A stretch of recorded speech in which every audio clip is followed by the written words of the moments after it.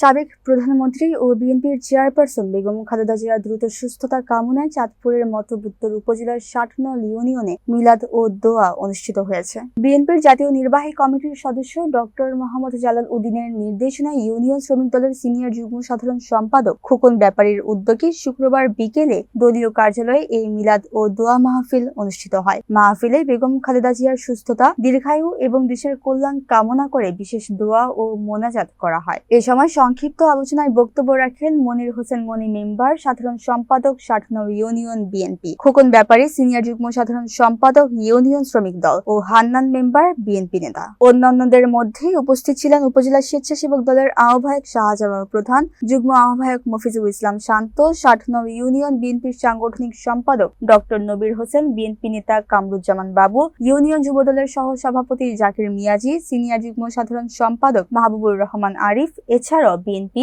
যুবদল, ছাত্রদল, অঙ্গ ও সহযোগী সংগঠনের বিভিন্ন পর্যায়ের নেতাকর্মী। মিলাদ ও দোয়া শেষে উপস্থিত নেতাকর্মী ও মুসল্লিদের মাঝে তবারক বিতরণ করা হয়।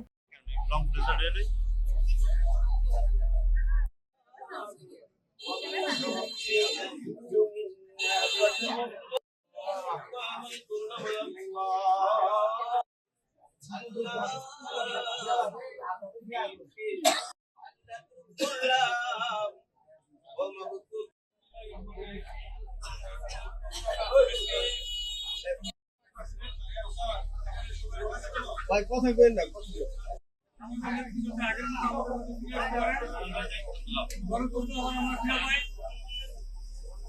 সবাই